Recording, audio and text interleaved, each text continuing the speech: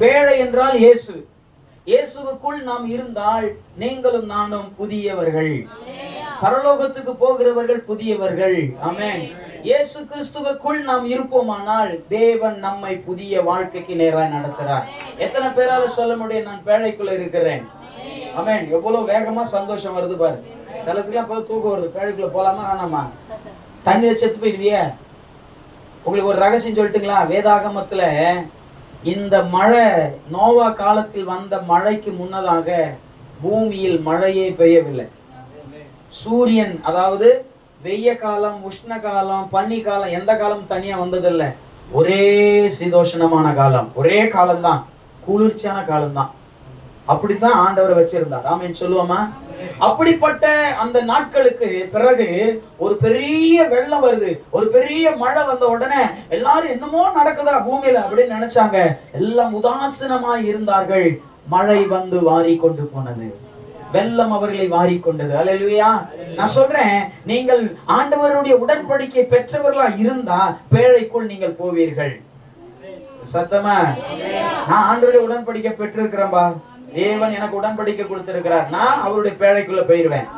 அவர் பேழைக்குள்ள இருந்து பரலோகம் போறேன். ஆமென்.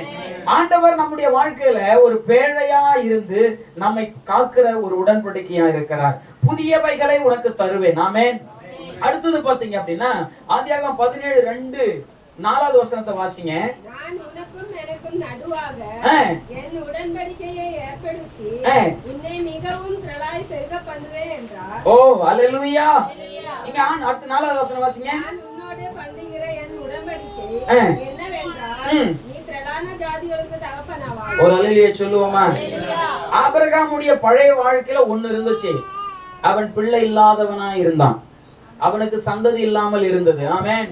ஆனா ஆண்டவர் ஒரு உடன்படிக்கை சொல்றார். நான் உன்னோடு என் உடன்படிக்கை ஏற்படுத்தி உன்னை திரளான ஜாதிகளுக்கு தகப்பனா வைப்பன்றார். இப்ப இது புது வாழ்க்கை. ஆமென் சொல்லுவோமா? ஆண்டவர் உங்களோடு உடன்படிக்கை செய்தால் அது புதிய வாழ்க்கைக்கு நேராய் நடத்துவார். ஆமென். புதிய வாழ்க்கையை தருகிறவர் இயேசுன்னு சொல்றேன். எத்தனை பேர் ஏற்றுக்கொள்ள முடியுது?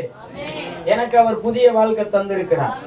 நான் உலகத்தில் பாவத்துல வாழ்ந்தேன், குடிகாரனா வாழ்ந்தேன், அவதூறா நடந்தேன், பாவத்தில் சஞ்சரித்து கொண்டிருந்தேன்.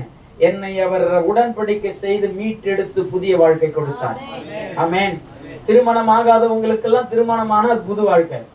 கூப்பிடும் போது என்ன சொல்லி கூப்பிடுவாங்க? புது தம்பதி கூப்பிடுறாங்கல்ல, சொல்லுங்களேன்.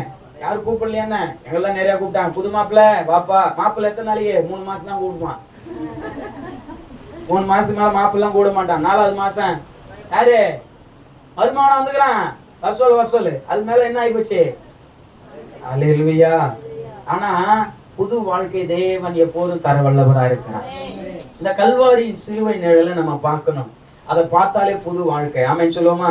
ஆபிரகாமை அழைத்து ஆண்டவர் சொன்னார், எல்லாத்தையும் நான் உனக்கு புதுசா மாத்திரன்னு சொல்லி ஆதியாகமம் 12:1-2 அழகா ஆண்டவர் சொன்னாரு. பழையவைகள் எல்லாம் ஒழித்துட்டார். எப்படி ஒழித்தார் பாருங்களேன், வாசிங்க. 12:1.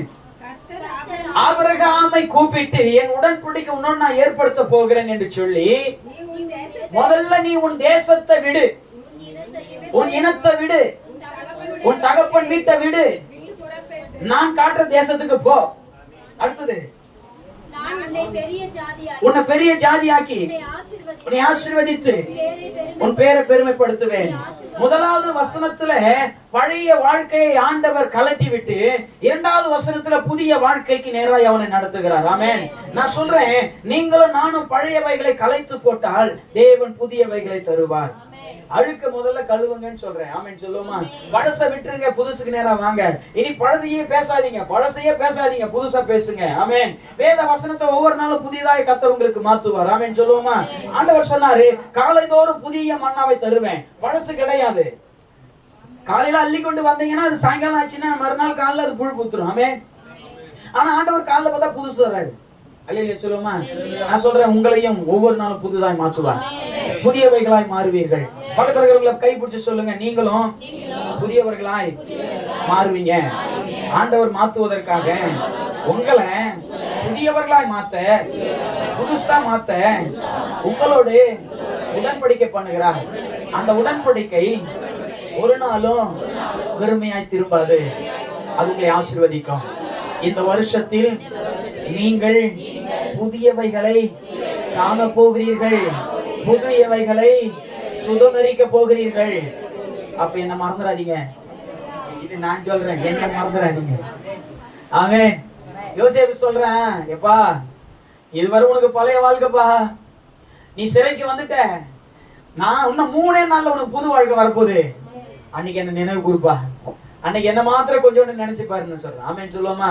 நானும் சொல்றேன், இந்த வருஷம் முடியறதுக்குள்ள உங்களுக்கு புது வாழ்க்கை வந்துடும். புதுசா அனுபவிக்க போறீங்க. புதிய காரியங்களை கர்த்தர் உங்களை அதிபதியா வைக்க போகிறார். புதிய காரியங்களை